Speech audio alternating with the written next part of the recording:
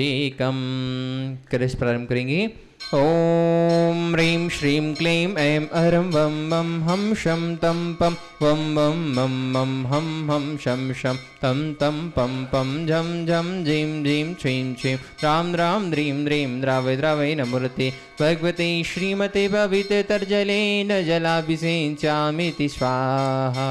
तीर्थोत्तम भवै नीरै क्षीरवारिधिरूपकै श्राप्यामि सुजन्माप्तान् पुनः सर्वार्थसिद्धिदान्। ॐ ह्रीं श्री वृषभादेवीरान्ताञ्जलि निष्णप्याम।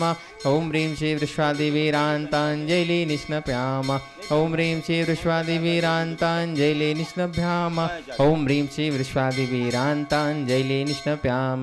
ॐ ह्रीं श्री वृषभादेवीरान्ताञ्जलि निष्णप्याम। ॐ ह्रीं श्री वृषभादेवीरान्ताञ्जलि निष्णप्याम। ॐ ह्रीं श्री वृषभादेवीरान्ताञ्जलि निष्णप्याम। ॐ ह्रीं श्री आज की नित्य शांति आरक के पुण्यार्जक हैं गन्नौर से श्रोमणी संरक्षक श्री विजय राजदुलारी जी, राजेंद्र जी, गीता जी, अनिल जी, ममता जी, प्रवीण, नमन, आयशा, यशिका, निकिता, शुभम, युक्ति, जैन साह परिवार, गुड़गांव से श्रोमणी संरक्षक संजय जी, रेणु जी, राशिका जी, तरुण सौर्या, अंजय, निशा, नमन, वंशका, जैन चौधरी परिवार, कोलकाता से गुणायतन के शिक्षक अध्यक्ष विनोद जी, किरण जी, राहुल जी, ऋतुम जी, सौरभ जी, काला साह परिवार, भोपाल से श्रोमणी संरक्षक राजेश जी, निशा जी, रौनक जी, भाली, रोनी, अंक, रोनांग जी, बड़कुल साह परिवार, कोलकाता से सुमीर मल जी, नर्मदा देवी जी, अजय, रिंकू, अरविंद, पिंकी, कोसाक, लवन्या, भव्य, तक्षी, चुड़ीवाल साह परिवार, गड़ागुटा मुंबई से श्रोमणी संरक्षक दिनेश कुमार जी, सुरेश कुमार जी, अनुराग, आदिवीर, मायाकांति, शिल्पी, अनुशौर्या, ईश्वरिया साह परिवार, वेस्ट स्टेशन टेक्सास से श्रोमणी शिक्षक प्रेमलता जी, विजय मंजू, गगन केटी, अरु गौरव निहल, करीना चांदनी साह परिवार, गुवाहाटी कोलकाता से कावरियाल सिटी, शिवलेवल छाड़ा परिवार से श्रीमती रत्नमणि देवी शेठी, श्रीमती इंदिरा देवी शावड़ा, सुरेंद्र जी, प्रीति, सिद्धांत, रिया सोलोनी, अजित मोनिका, आयुषी, अर्णव, विनीत, तितिका, विमान, ऋतु, सुधीर, रिषित, हार्दिक, समझ, चुड़ियाल, शेठी शावड़ा परिवार, कोलकाता में बेंगलुरु से पवनगा से दीपानंद देव शेठी, विनय शिमला, विकास रिंगा, वेक्षंध्या, विशाल, अनिता, रोहित, मेघना, शाहिल, प्रियांक, पलक, जयादित्य, ऋषिल, कबिस, दत्त सिटी परिवार, सिंगापुर से श्रोमणी शिक्षक विनोद जी, श्रीमती अर्चना, शिल्पा, चिराग, श्रीमती छाया, श्रीमती सरोजन साह परिवार, कोलकाता से श्रोमणी शिक्षक प्रेम जी, प्रमलिया जी, पुत्र श्रेयांश, ऋषि साह परिवार, कन्नौज से श्रोमणी शिक्षक रमेश जी, मयूर जी, कल्पना, अमरीश, विजयलक्ष्मी, प्रत्युष, प्रियांश, शांजन साह परिवार, फिरोजाबाद से श्रोमणी शिक्षक ललतेश जी, कमलेश जी, दिनेश मीना, मुकेश अंजू, नितिन पूजा, अंकित, रूबी, पारस, निशु, शांत, आची, अंतमतांसी, वाणी, विजयप्रीत जैन साह परिवार, जयपुर यूएसए, न्यूयॉर्क से श्रोमणी शिक्षक दिनेश कुमार जी, विनीता जी, वैभव, अक्षिता, सुनीश, सोनम जी, श्रीमती दिव्या, धवल जी, श्रीमती जानवी, अक्षय जी, अरहंत, आराध्या, विराज, आव्या, पापड़ीवाल साह परिवार, जयपुर से रोमित शिक्षक नंदकिशोर जी, शांति देवी, ब्रह्मनीना, शुलिन, शंख, दीदी, आद्विक, आनिया, युवराज, अनुष्का जी, पाड़िया साह परिवार, गंजबस्त, की अजित कुमार, श्रीमती जतनबाई, श्रीमती वंजता, सुबोधिकांत, श्रीता जानसी जैन साह परिवार, गुड़गांव से रोमित शिक्षक श्री अजित प्रसाद जी, संतोष देवी, पंकज डोली, शविन, संजना, संजय, नैसी, अजय साह परिवार, विदेशन सभोग से कमलाबाई, चंद्रशेखर जी, अनिता, प्रिया, दिव्या, उदंग जैन साह परिवार, अलवर से रोमन शिक्षक तारा जैन जयंती परिवार, व्यसन सभोग से अजय मधु जी, अतुलिना, अदिविरिया जी, अंजू मेहता, अमित मेहता साह परिवार, कन्नौज से रोमन शिक्षक, कन्नौज से श्रोमणी संरक्षक चिंतामणि सवाई जैन साह परिवार, कोलकाता से श्रोमणी शिक्षक चंद्रदेवी, धर्मपति मोतीलाल जी, शांतिलाल जी, सुमति देवी, निर्मल मीना, विजयलक्ष्मी, अजय कच्चन, यासिका, अंकिता, गौरवनैतिक जी, सरावगी साह परिवार, किशनगढ़ से श्रोमणी शिक्षक श्री कंवरलाल जी, अशोक जी, सुशीला पाटनी, सुरेश जी, शांता जी, मेवाल जी, तारिका जी, मुनीश, सुचि विकास, विनय, ईशा, बेबी शादी आदि मान्य, अरंजी पाटनी, समस्त आर के माँ परिवार, कटनी से श्रोमणी शिक्षक श्री उत्तमचंद जी, प्रभा जी, अनुराग, जोही, अनुज, Vivah, doctor Jay, doctor Abhilash, doctor Sudeep, doctor Abha, Nishka, Arogya, क्या प्रांजल, नकरण, इसका समस्त कोयला वाला परिवार, कोलकाता से श्रोमणी शिक्षक रमेश जी, अनिल, किरण, जयश्री, ऋषा, मयंक, जयश्री, ऋषभ, ऋषा, मयंक, शैली, शुभम, पल्लवी, एकांत जी, सरावगी साह परिवार, वापी गुजरात से श्रोमणी शिक्षक भूपिन जी, रेखा जी, अंकुश, प्रेक्षा, निशा, देव, मायड़ा, हुमर साह परिवार, अहमदाबाद से श्रोमणी शिक्षक दिनेश जी, भावना, अनिल, चिराग, आस्था, बिलगी जी साह परिवार, जयपुर, इंदौर, जयपुर से श्रोमणी शिक्षक विमला देवी, मुकेश कुमार, चंदनवाला जी, विजय ममता, संजय, ज्योति, इतिका, तेज, लाइसा, प्रांश, कामनी, प्रज्वल, तब दीपिका, लबीना, दीपांशु, अभी असरती, बदनी, पाटौदी, काशलीवाल परिवार। मंगलम शाहमंगलम केवली पन्नतु धम्म मंगलम चत्तारि लोकोत्मा अरंता लोकोत्मा सिद्धा लोकोत्मा शाहु लोकोत्मा केवली पन्नतु धम्मो लोकोत्मो चत्तारि शरण पवजामि अरंते शरण पवजामि सिद्धे शरण पवजामि शाहु शरण पवजामि केवली पन्नतम धम्म शरण पवजामि। ओम ह्रीं अनादिमूल मंत्रेभ्यो नमः सर्वशांतिम तुष्टिम पुष्टिम च कुरु कुरु। ओम नमो वरते भगवते श्रीमद पार्श्वती तीर्थंकराय द्वादश गण परिवेष्टिताय शुक्ल ध्यान पवित्राय सर्वज्ञाय स्वयं भविष्यद्याय बुद्धाय परमात्मने परम सुखाय त्रिलोकमयी व्याप्तानंद संसार चक परिमर्दनाय अनंत ज्ञान दर्शन विश्वकास्पदाय त्रिलोक विशंकराय सत्य ज्ञान सत्य ब्रह्मणे धरणेन्द्र प्रणाम मंडल मंडित आर्य शारिका श्रावक श्राविका चतुर्संगोप सर्वनाशनाय घाति कर्म नाशनाय घाति कर्म नाशनाय अवादम अस्माकं मृत्युम अतिकामम रतिकामम क्रोधम पापम बहिरम च अग्निवायु भयम सर्वशत्रुविघ्नम सर्वोपसर्गम सर्वविघ्नम सर्वराजभयम सर्वचौरदुष्टभयम सर्वमृगभयम सर्वमात्मकभयम सर्वपरमंत्रम सर्वशूलरोगम कुक्षिरोगम अक्षिरोगम सर्वरोगम जरोगम च सर्वनरमारीम रोगजासु गोमय सजमारीम सर्वशस्यधान वृक्षलता गुलपत्र पुष्पफलमारीम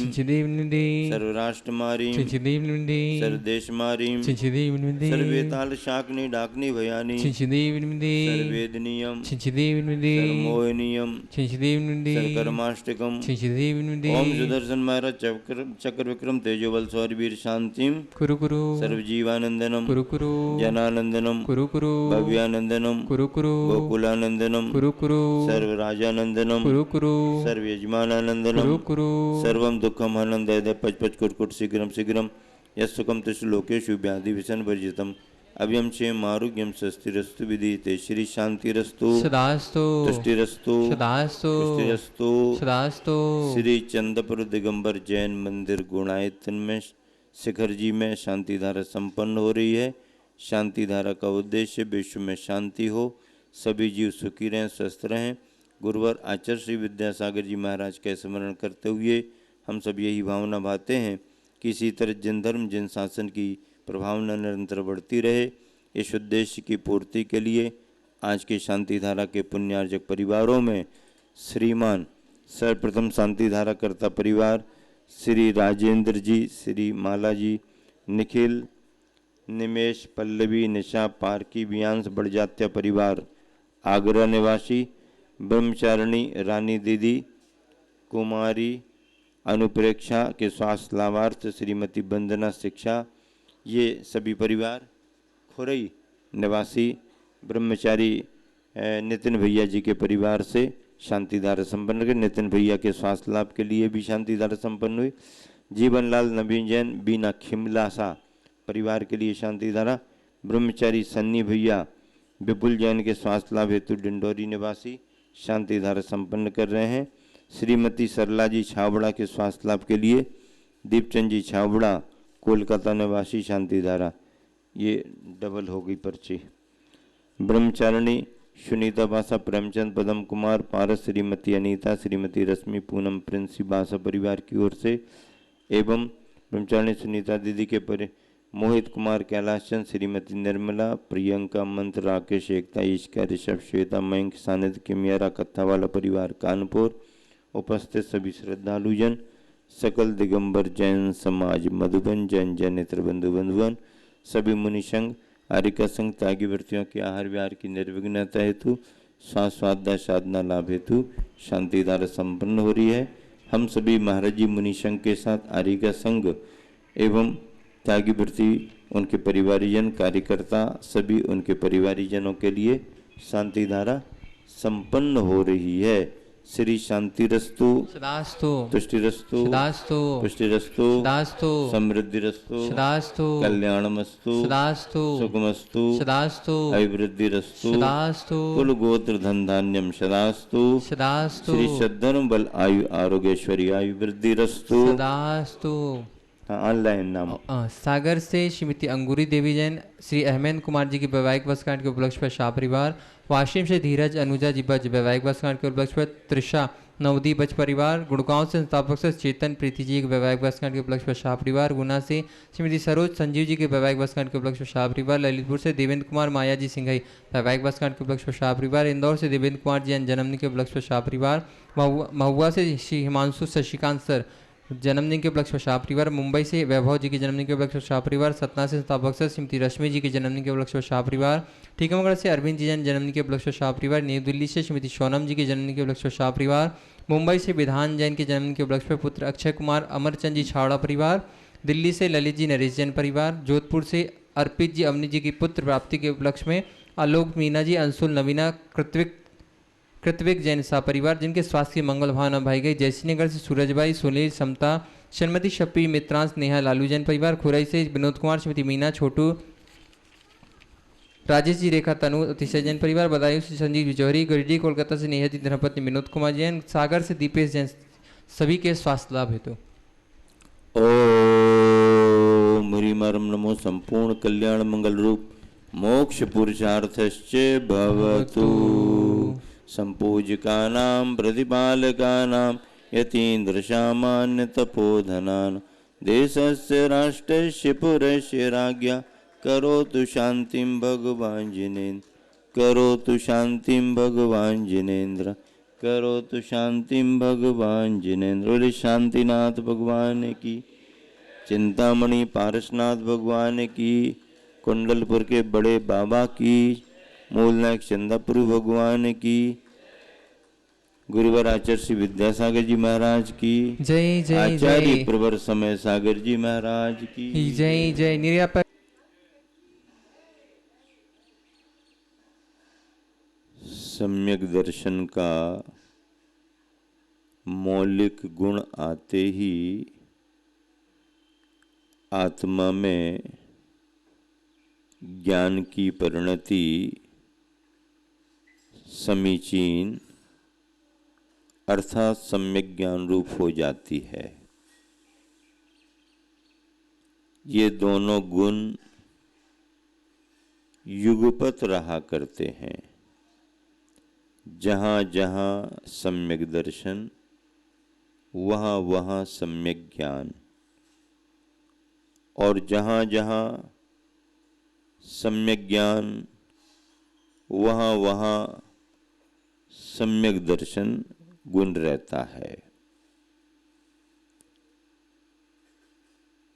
ज्ञान जानने का काम करता है। ज्ञान संवेदनशील है। सम्यक दर्शन श्रद्धान को लेकर के आगे बढ़ता है। सम्यक दर्शन हमारी दृष्टि को निर्मल करता है। गुरुवर आचार्य श्री ने फिरोजाबाद में सन 1975 में जब प्रवचन दिया तो सम्यक दर्शन की विशेषताओं को बतलाते हुए उन्होंने यही कहा सभी विद्वानों से कि सम्यक दर्शन का मतलब है हमारी दृष्टि की निर्मलता, हमारे देखने का नजरिया, हमारे श्रद्धान में समीचीनता, इसका नाम सम्यक दर्शन है। सन 1975 के जो प्रवचन आचार्य श्री के हुए थे उनका संकलन हुआ, प्रोफेसर जगरूप सहाय जी ने किया, प्राचार्य नयन प्रकाश जी ने संपादन किया, सेठ छदामी लाल जी बैठते थे और बड़े चर्चित प्रवचन थे फिरोजाबाद के। और बिल्कुल नैसर्गिक नेचुरल वातावरण में, ना कोई पंडाल, ना कोई बड़ा मंच, ना कोई एडवर्टाइज, ना कुछ। लेकिन प्राचार्य महोदय बताते थे कि आचार्य श्री प्रवचन को बैठें कि उसके पहले ही लोग उपस्थित हो जाते थे, क्योंकि समाज बड़ी थी, शहर बड़ा था। आचार्य श्री जैसे प्रमुख उपदेशक उनको मिले, चर्या बोलती थी उनकी, उनका ज्ञान बोलता था, उनका चारित्र बोलता था, लोग खूब लाभ लेते थे। तो सम्यक दर्शन की व्याख्या में गुरुवर आचार्य श्री ने दृष्टि की निर्मलता कहा। अब जब सम्यक दर्शन के साथ सम्यक ज्ञान जुड़ता है तो सम्यक ज्ञान को क्या कहें? तत्व की सही सही समझ, तत्व के बारे में सही सही समझ होना, सही सही श्रद्धान होना सम्यक दर्शन है, और सही सही उसकी समझ होना तत्व की, तत्व ज्ञान की, इसका नाम सम्यक ज्ञान है। ज्ञान ही महत्वपूर्ण नहीं है महत्वपूर्ण सम्यक ज्ञान है। ज्ञान तो आज भी दुनिया में सभी को बहुत है, सभी प्रकार का है, सभी प्रकार का ज्ञान है। प्रोफेसर को अपने पढ़ाने लिखाने का है, डॉक्टर को मेडिकल लाइन का है, इंजीनियर को अपने तकनीकी का है, वकील को अपने कायदे कानूनों का ज्ञान है, ठेकेदार व्यापारी को उसकी अपनी लाइन का ज्ञान है, किसान को अपनी किसानी का ज्ञान है, विद्यार्थी को अपने सिलेबस पढ़ाई लिखाई का ज्ञान है। तो बिना पढ़ी लिखी एक गृहिणी अगर घर में है और गृह कार्य को करती है तो उस गृहिणी को भी अपने गृह कार्य, रसोई, चूल्हे चौके का उसको पूरा ज्ञान है। होम साइंस उसने नहीं की, डिग्री नहीं ली कहीं जा करके, लेकिन डिग्री वालों के भी कान पकड़ लेती और कहती ये तुम जानो ये सही है। ज्ञान कहाँ से आया? ये ज्ञान सबको अपनी अपनी विधा का है, लेकिन इस ज्ञान से पेट तो भर सकता है, लेकिन आत्मा को खुराक नहीं मिल सकती। तन को खुराक मिल सकती है, लेकिन चेतना को खुराक नहीं मिल सकती है। चेतना को खुराक किससे मिलेगी? चेतना को खुराक सम्यक ज्ञान से मिलेगी। और इसीलिए इस सम्यक ज्ञान की महिमा गाते हुए आचार्यों ने लिखा, जिन आचार्यों की गाथा का हिंदी में पद्य बनाते हुए पंडित जी ने लिखा, क्या ज्ञान समान न आन जगत में सुख को कारण। क्या ज्ञान समान न आन जगत में सुख को कारण। यह परमामृत जन्म जरा मृत्यु रोग निवारण। यह परम अमृत है जो जन्म जरा और मृत्यु के निवारण में कारण है, इस रोग को दूर कर सकता है। इसलिए ज्ञान के समान जगत में और कोई दूसरा कारण नहीं है। सुख का, किसका कारण नहीं है? सुख का। सुखी होने का उपाय व्यक्ति की अपनी ज्ञान चेतना है। परिस्थिति दुख की भी बन सकती है, परिस्थिति सुख की भी बन सकती है, लेकिन सुख होने पर भी अगर तुम्हारे विचार सुख रूप नहीं है, सुख के साधन है, सुख की सामग्री है, पर तुम्हारे विचार उस समय सुख का अनुभव करने वाले नहीं, तो वो साधन सामग्री क्या कराएंगे। और समय प्रतिकूलता का है, परेशानी का है, दुख की स्थिति है, साधन सारे प्रतिकूल हैं, सामग्रियां प्रतिकूल हैं, तो क्या तुम दुखी ही हो जाओगे? हो सकते हो उन साधन सामग्रियों के अधीन हो सकते हो, लेकिन हो ही जाओ ये कोई जरूरी नहीं है। महल में रहने वाला भी दुखी मिल सकता है और जंगल में रहने वाला भी सुखी नजर आ सकता है। विचारों की परिणति है। विचार अंदर के हमारे जैसे होते हैं, वैसा हमारा अनुभव बनता है। सम्यक ज्ञान विचारों की ऐसी खुराक देता है कि उपवास के दिन भी चेहरे पर चमक बनी रहती है।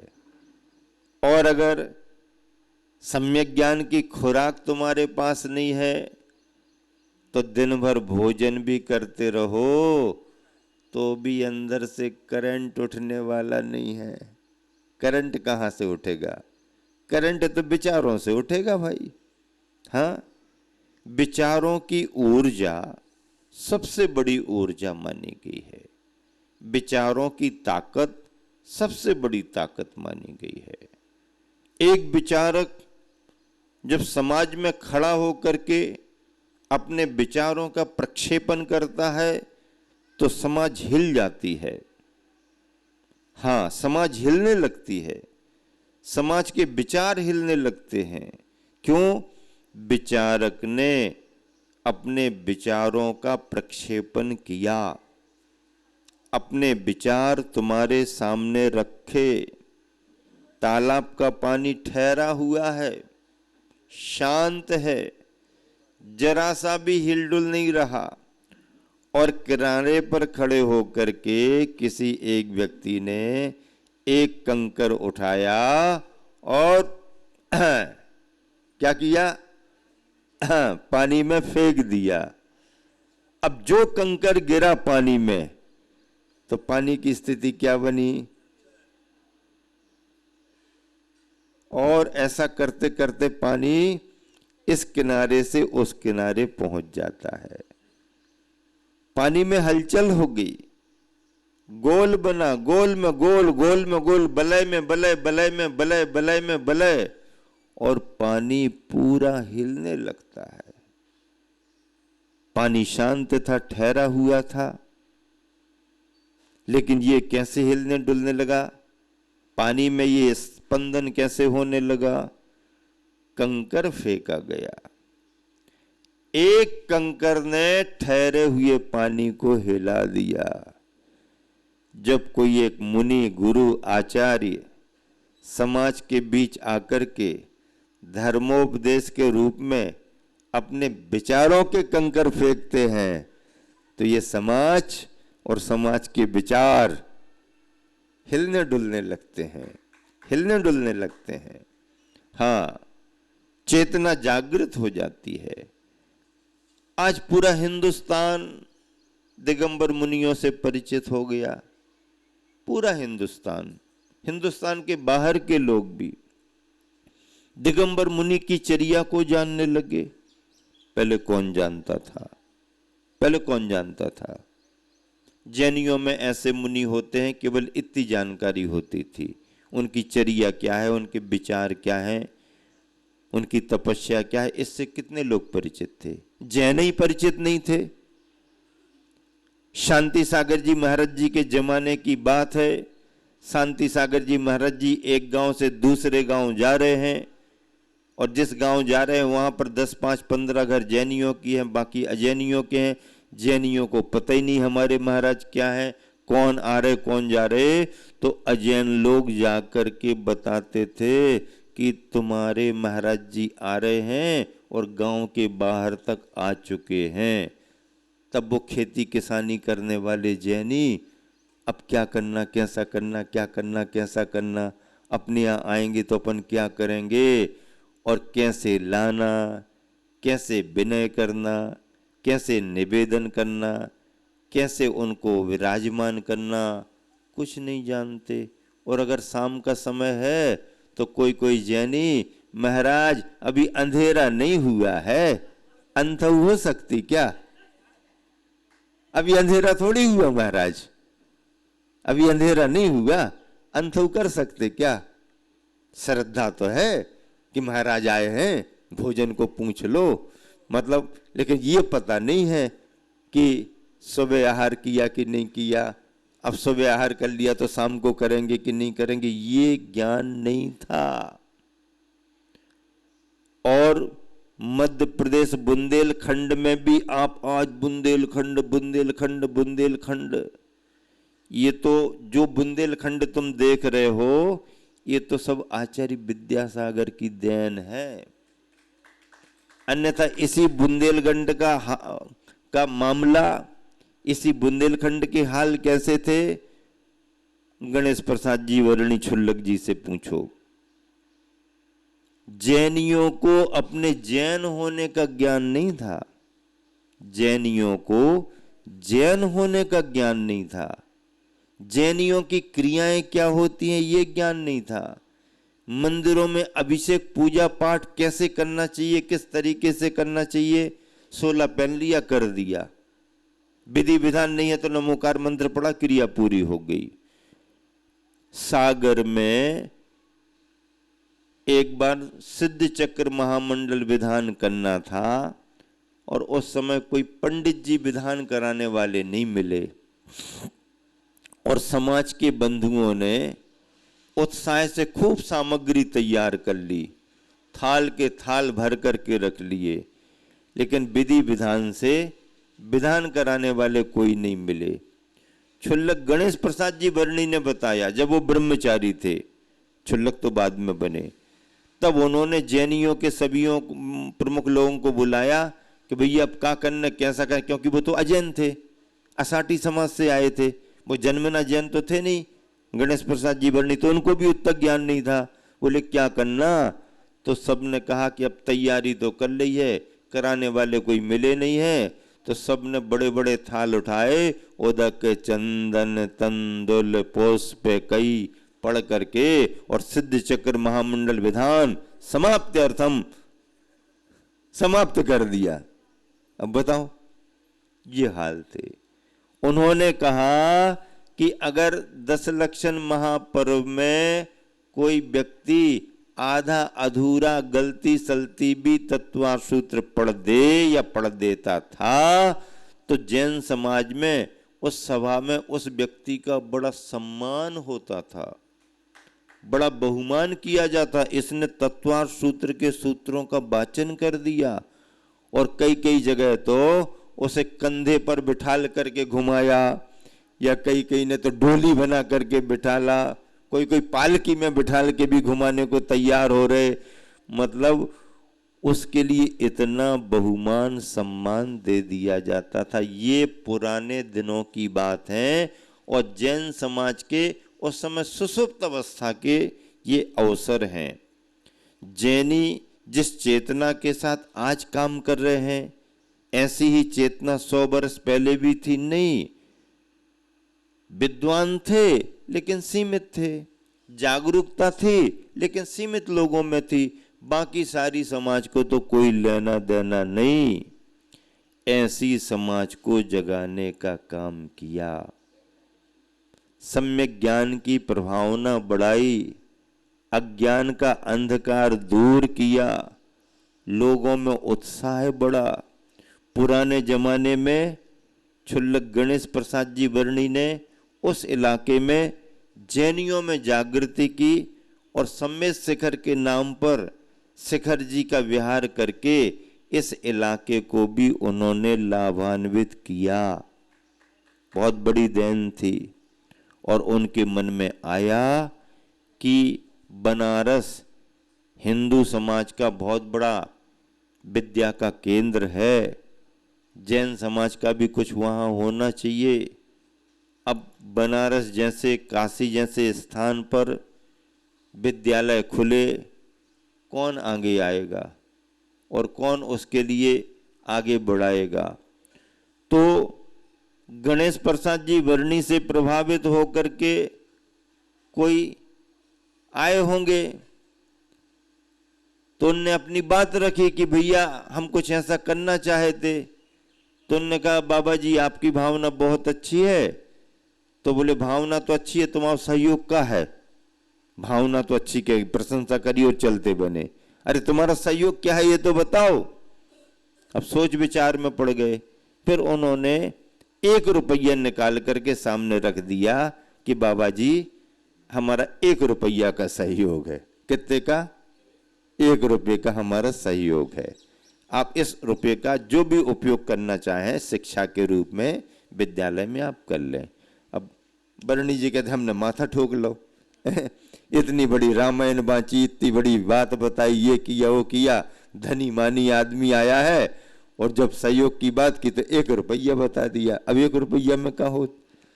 फिर वर्णी जी ने दिमाग लगाया कि भैया काम तो करना है, निराश नहीं होना, सहयोग नहीं मिला तो नहीं मिला, बड़ा नहीं मिला तो नहीं मिला, काम तो यहीं से शुरू करेंगे। तो उन्होंने दिमाग लगाया और 1 रुपया के पोस्ट कार्ड मंगाए। उस समय पोस्ट कार्ड का चलन बहुत था। 64 पोस्ट कार्ड आए। कितने? 64। 64 पोस्ट कार्ड 1 रुपये में आए। बरनी जी ने अपने भाव पोस्ट कार्ड पर लिखे और लोगों से पूछ पूछ करके दिल्ली में कौन कौन है, बम्बई में कौन कौन है, कलकत्ता में कौन कौन है, सागर, जबलपुर, ललितपुर में कौन कौन है, बड़े बड़े शहरों में किसके धंधे पानी कैसे कैसे चल रहे हैं, उनके एड्रेस लिए और 64 श्रीमंतों के यहाँ उनके एड्रेस पर अपनी भावना लिख करके भेज दी कि मेरी ये भावना है, जैन समाज के लिए मैं ऐसा काम करना चाहता हूँ और ये काम होगा तो जैन समाज में बड़ी जागृति होगी, अपने समाज में विद्वान तैयार होंगे, धर्म हजारों बरस तक चलेगा, पर हमें आपके सहयोग की अपेक्षा है और अभी हमारे पास में कुछ नहीं है, आप सबको सहयोग देके इस काम को कराना। जब उन सबके पास पोस्ट कार्ड गए, उन्होंने भाव पढ़े, बरनी जी की भावना समझी, तो फिर लोग उत्सुक हुए और आकर के संपर्क किया और अपना सहयोग घोषित किया। उन सबके सहयोग से बनारस में शादवाद महाविद्यालय के नाम से और विद्यालय की स्थापना की गई। और जिस विद्यालय की देन कि समाज में कुछ ही वर्षों में सैकड़ों विद्वान तैयार हो गए। जितने चोटी के दिग्गज विद्वानों के नाम आप जानते हो, वे सारे विद्वान शादवाद महाविद्यालय बनारस की देन है। और यहां तक कि अपने आचार्य ज्ञान सागर जी महाराज भी उसी बनारस विद्यालय में पढ़े हुए थे। उसी विद्यालय से निकल करके फिर उन्होंने अपने ज्ञान का उपयोग किया, संयम के क्षेत्र पर बढ़े, ब्रह्मचारी अवस्था में आए, संघों में अध्ययन कराया, साहित्य लिखते रहे और फिर मुनि दीक्षा लेके इतना बड़ा काम कर दिया। तो ऐसे विद्यालय के माध्यम से विद्वान तैयार हुए, ज्ञान का प्रयोग हुआ, विचारों का प्रक्षेपण होता है तो समाज के विचारों में हलचल होती है और क्रांति खड़ी होती है, क्रांति खड़ी होती है। ये तो बरनी जी के जमाने की बात थी। फिर समाज में खूब जागृति आई, खूब विद्यालय खुले, खूब पाठशालाएं खुली, खूब सब जगह प्रभावना हुई। और फिर जब 1976 में मध्य प्रदेश में आचार्य सिंह ने प्रवेश किया, 75 तो फिरोजाबाद का चातुर्मास था, उसके पहले के सारे चातुर्मास संलेखना के बाद और संलेखना के पहले के सब राजस्थान के चातुर्मास थे। 75 यूपी फिरोजाबाद और 76 में प्रवेश करके सोनागिरी में अपना नया संघ तैयार करके 4 क्षुल्लक दीक्षा देके और जो प्रवेश किया ललितपुर वगैरह, झांसी वगैरह होके, टिकमगढ़ वगैरह से और सतना, रीवा, मैहर आदि होकर के कटनी आए। कटनी में पंडित जगन मोहन लाल जी सिद्धांत शास्त्री थे, वो पहले से परिचित थे। कटनी में आने पर आचार्य सिंह अस्वस्थ बीमार हो गए, कोई बात नहीं, ठीक हो गए। कुंडलपुर वंदना करने को आए चतुर्मास के पहले, और जो वंदना करने के लिए कुंडलपुर आए, बड़े बाबा की प्रतिमा, बड़े बाबा का मंदिर देखा तो फिर वहीं चातुर्मास करने का मन बना लिया। 75 का चातुर्मास, फिर आसपास बिहार, फिर पुनः 77 का चातुर्मास, फिर आसपास बिहार, और 76-77 के चातुर्मासों में सब तरफ से देश के लोग आए। कलकत्ता की समाज भी जुड़ती गई और समाज को प्रेरित करने में, समाज को ले जाकर के जोड़ने में 5-10 बंधुओं ने विशेष मेहनत की और वो कमर कस करके तैयार रहते थे। हाँ, व्यवस्था हम बना देंगे, आप तो चलो, एक बार तो देखो महाराज जी के लिए, एक बार तो देखो, एक बार तो देख के आओ। कल्याणमल झांझरी किस स्टेज पर, किस साधना में पूरा परिवार लगा हुआ है, बहुत बड़ा आदर्श उदाहरण है। संपत जी छावड़ा बैठे हुए हैं, उस समय के फ्रेशनेस सीए, पढ़ा लिखा युवा, और जब वो आकर के आचार्य श्री से तर्क वितर्क करते थे तो ऐसा लगता था कि आर्गुमेंट चल रहे हैं, और आचार्य श्री उत्तर देते देते भी जब ऐसा लगता था कि ये तो ज़्यादा ही बोलते जा रहा, तो आचार्य श्री चुटीली भाषा में ऐश चुप, अब ज़्यादा नहीं बोलना, अब दूसरा समय हो गया। ऐसा करके समाज के वरिष्ठ वरिष्ठ लोगों को लाए और आचार्य श्री के विचारों का प्रचार प्रसार करने का, अच्छे लोगों को अच्छे साधु का, अच्छे गुरु का परिचय कराने का इनका भाव। सब लोग चलो एक बार वंदना करो, एक बार दर्शन करो। और ऐसा करते करते कलकत्ता की बहुत बड़ी समाज आचार्य श्री से जुड़ती गई, और जो भी जाता था संतुष्ट होकर के आता था। उन दिनों में आचार्य श्री स्पेशली समय देते थे, अगर किसी शहर से कोई प्रतिनिधि मंडल आया है, किसी शहर की समाज आई हुई है, तो आचार्य श्री अपने प्रवचनों के अलावा मार्गदर्शन के रूप में समय भी देते थे। भोपाल से, ललितपुर से, जबलपुर से स्वाध्यायी लोगों का समूह आता था।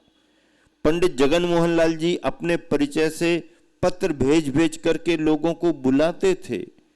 उस समय जरा गुजराती सोनगढ़ी उसका प्रचार प्रसार ज्यादा था, लोग उसको सुगमता से अच्छा मान करके ढल रहे थे। लेकिन आचार्य श्री ऐसी ढाल बन करके आए कि उन्होंने ब्रेक लगा दिया। नहीं, ये विचारधारा, ये आमनाएं मूल आमनाएं नहीं है, ये एकांत मत की आमनाएं है। और आचार्य श्री की चर्या से, बड़े बड़े चोटी के विद्वानों से शास्त्रार्थ करने पर, आचार्य श्री के प्रवचनों से समाज और विद्वानों की दृष्टियां बदली, बड़ा परिवर्तन आया। और फिर जो बुंदेलखंड में जागृति आचार्य श्री के नाम से आई, तो फिर आज का बुंदेलखंड और आज के संघ में इतने शिष्य शिष्याओं की श्री वृद्धि, घर घर में स्वाध्याय, घर घर में 16 शुद्ध, कैसे संस्कार बढ़े, ये सब आचार्य श्री की देन है, आचार्य श्री की महिमा है। हजारों साल के लिए गुरुवर आचार्य श्री ने इस दिगंबर जैन परंपरा को जीवंत कर दिया।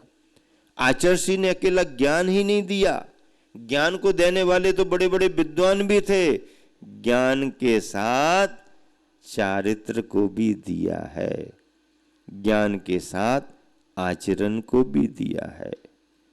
तभी तो गृहस्थ जन भी गृहस्थी के कर्तव्य का पालन करते हुए भी त्यागी वृत्ति की भूमिका में आगे बढ़ रहे हैं, स्वाध्याय शिविर लगा रहे हैं, आध्यात्मिक शिविर लगा रहे हैं, क्षेत्रों पर रह करके, आश्रमों में रह करके निराकुलता का आनंद ले रहे हैं।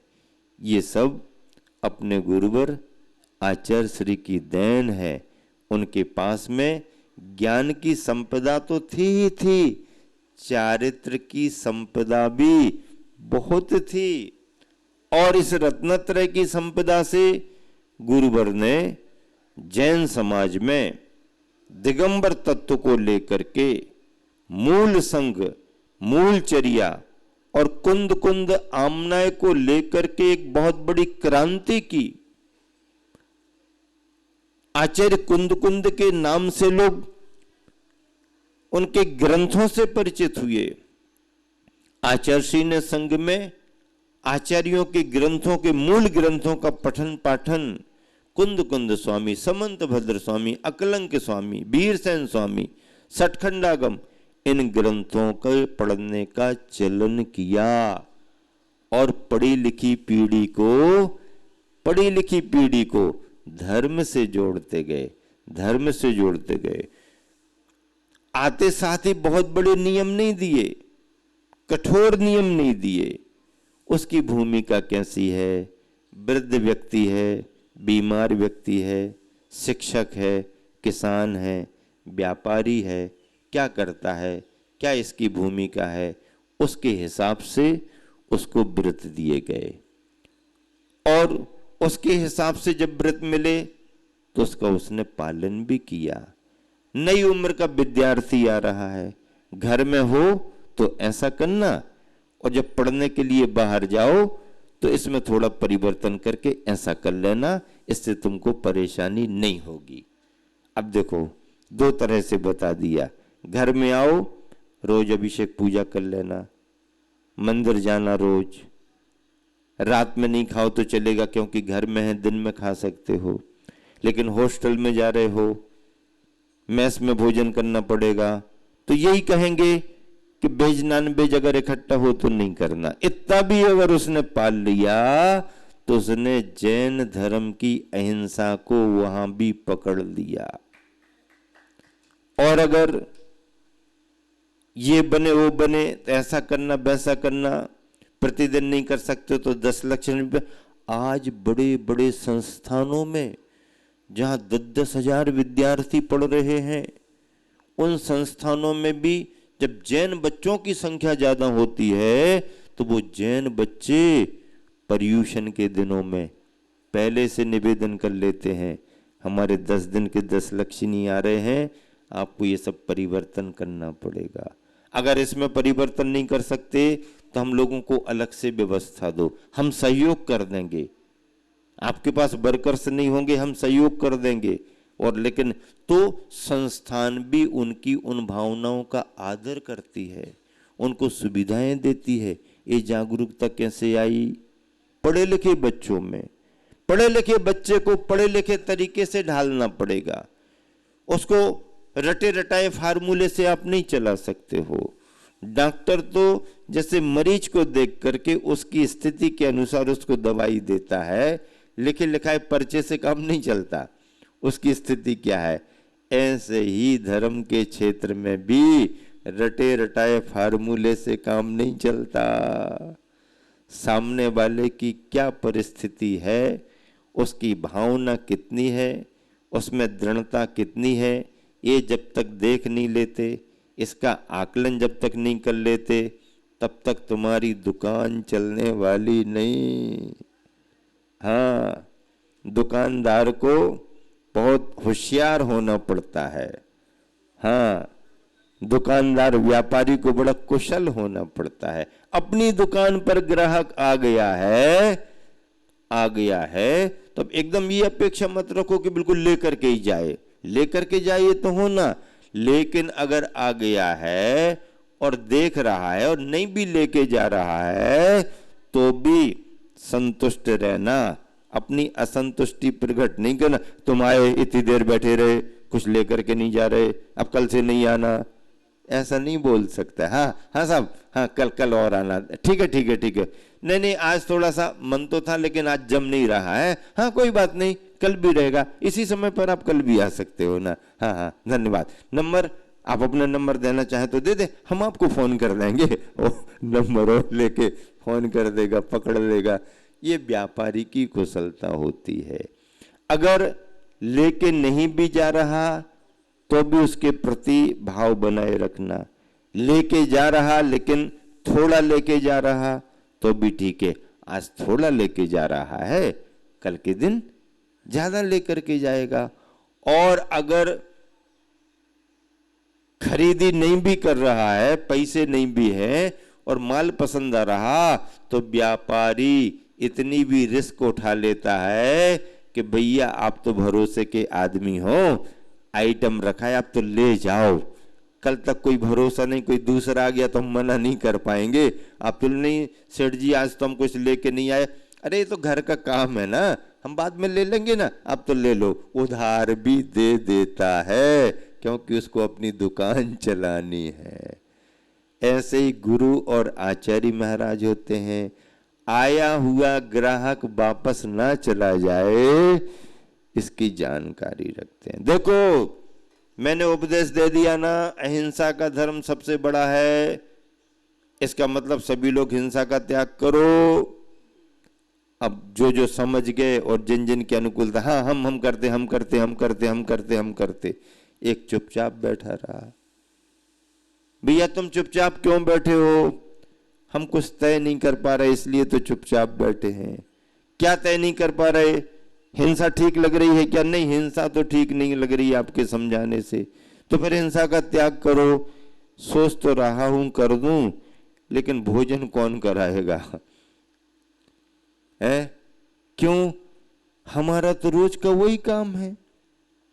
जब तक घंटे 2 घंटे नदी में जाकर के मेहनत ना करें, कुछ ना मिले, तो बाजार से हम कुछ खरीद ही नहीं सकते, हमारे पास कुछ है ही नहीं। अच्छा ऐसा है क्या? फिर नहीं छोड़ पाओगे? नहीं, छोड़ने का मन तो हो रहा, छोड़ दो ना। पूरा छोड़ देंगे तो काम कैसे? हम ही अकेले थोड़ी, घर में भी तो है ना। अच्छा फिर क्या चाहते हो? आप ही बताओ कोई रास्ता, हमारी घर गृहस्थी भी चलती रहे और आपका धर्म भी पलता रहे। ऐसा क्या रास्ता हो सकता है? आप ही बताओ। गुरुजी आप ज्ञानी हो। अच्छा गुरुजी आप ज्ञानी हो, आप ही रास्ता बताओ। अच्छा ऐसा। पूरा नहीं छोड़ सकते तुम? पूरा कैसे छोड़ेंगे? मछलियां तो पकड़ता हूं, बाजार में बेचता हूं। अच्छा फिर इसके बिना काम नहीं चलते? इसके बिना तो कोई व्यवस्था नहीं है। अच्छा ठीक है। अब ऐसा लगा कि ग्राहक तो जाने वाला है और वो कहने लगा कि ठीक है आप तो आशीर्वाद दो, हम जाते। नहीं नहीं नहीं नहीं, रुको रुको रुको रुको रुको, अभी कैसे चले तुम? अपनी बात पूरी थोड़ी हुई। हाँ हाँ, तो फिर क्या कर सकते? आप भी तो बताओ क्या कर सकते हैं। तो ऐसा करो कि जो तुम मछलियां पकड़ते हो, दया का भाव तुम्हारे मन में आ गया, अहिंसा का भाव आ गया, तो पकड़ी जाने वाली मछलियों में से पहले नंबर पर जो मछली पकड़ी जाए उसको छोड़ देना, उसको नहीं मारना, उसको अभय दान दे देना, तुम्हारा काम बन जाएगा। हाँ ये काम तो कर सकते हैं, ये काम तो बहुत आसान है। और उसने नियम ले लिया, लेकिन जिसे वो बहुत आसान समझ रहा था उसी में उसकी परीक्षा हो गई। और देखो उसने भी अपना वो छोटा सा नियम कितना ईमानदारी से निभाया। उसने ये शॉर्टकट नहीं निकाला, ये रास्ता उसने नहीं निकाला। क्या रास्ता? कि मैंने पकड़ी और छोड़ दी, अब दोबारा अगर वो पकड़ में आ गई तो उसकी गलती है, हमने तो एक बार छोड़ दी, अब दोबारा पकड़ में आई तो हमारी गलती। ये रास्ता नहीं निकाला। छोड़ते समय उसने ये भी किया, इस मछली को मैंने अभयदान दे दिया है, अब अगर ये दोबारा भी आएगी तो इसे मारेंगे नहीं, और इसकी पहचान बनी रहे, तो उसने निशान लगा दिया। उसमें क्या लगा दिया? निशान लगा दिया।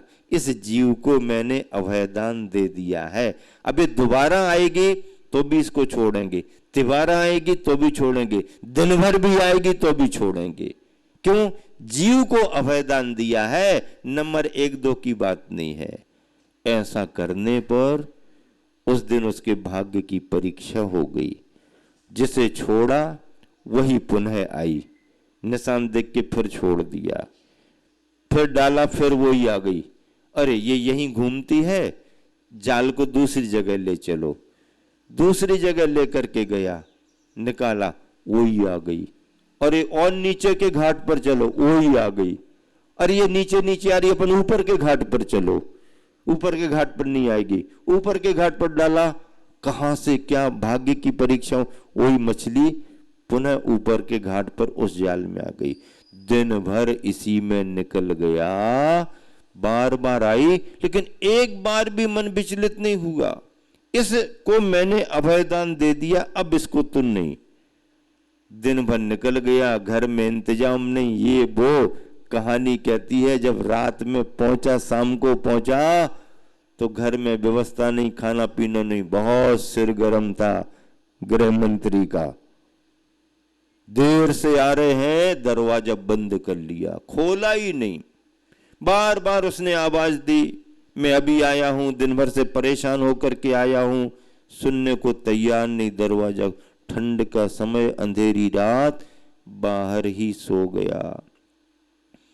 भाग्य की प्रतिकूलता, अंधेरे में सांप घूमता हुआ आया, कैसे दब गया, उसने काट दिया, उसी में उसका मरण हुआ। लेकिन मर करके जिंदगी भर मछली मारने वाला धीवर उस समय उस त्याग के साथ मरण करके स्वर्ग गया। सारा पाप उसका पुण्य में बदल गया एक दृढ़ता के साथ। केवल पहली मछली की रक्षा करने के संकल्प से मरण करके स्वर्ग गया। ऐसी ऐसी कहानियां हैं। गुरु जो होते हैं, आचार्य जो होते हैं, बड़े करुणावान होते हैं। द्वार पर जो आ जाए उसे अपना कोई ना कोई धर्म का संस्कार दे ही देते हैं, वापस नहीं लौटाते हैं। अंत में व्यापारी दुकानदार कह ही देता है, भैया माल अच्छा बता रहे, कीमत बहुत अच्छी है, इतनी कीमत नहीं, इतनी कीमत नहीं, और सस्ता और सस्ता। अंत में व्यापारी कहता तो तेरे पास कितने पैसे वो बताओ, उतना हिसाब कर दे देते हैं, लेकिन खाली हाथ वापस नहीं जाने देंगे।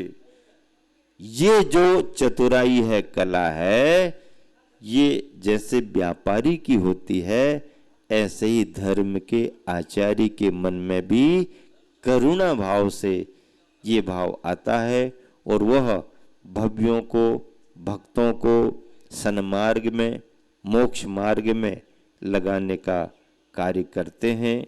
ज्ञान की प्रभावना इतनी जो बड़ी है, अंदर में अपने आत्मा का क्षयोपशम रूप ज्ञान है और बाहर में अपने वक्तृत्व से, अपने शब्द वर्गनाओं से, अपनी संयोजना से, शास्त्र का आधार बना करके, भाषा परिभाषाओं से जो हम प्रस्तुति करते हैं, वह व्यवहार जगत की प्रभावना कहलाती है। ऐसी प्रभावना जिन शासन की प्रभावना का अंग माने गए हैं और सम्यक दर्शन के साथ सम्यक ज्ञान का विषय आज थोड़ा सा टच किया है। आगे देखेंगे अनुकूलता के अनुसार सम्यक ज्ञान की विशेषताएं कितनी है, अंगों की चर्चा होती है। जैसे सम्यक दर्शन के 8 अंग होते हैं, ऐसे ही सम्यक ज्ञान के भी 8 अंग होते हैं। और सम्यक ज्ञान में क्या क्या अनिवार्यताएं हैं, आचार्य समंत भद्र महाराज जी ने बहुत अच्छी व्याख्या रत्नकरंडक श्रावकाचार में अनुयोग को लेकर के की है। इन सब की चर्चा आप सभी क्रमशः आगे सुनेंगे। इसी शुभ भावना से समय हो गया है, विराम दे रहा हूँ। महावीर भगवान की जय। जा वाणी के ज्ञान ते सूजे लोकालोक, सो वाणी मस्तक दरो सदा दे दो। जय जनवाणी भारती तो जपो दिन रैन, जो तेरो शरणा गए सो पावे सुख चैन नवन।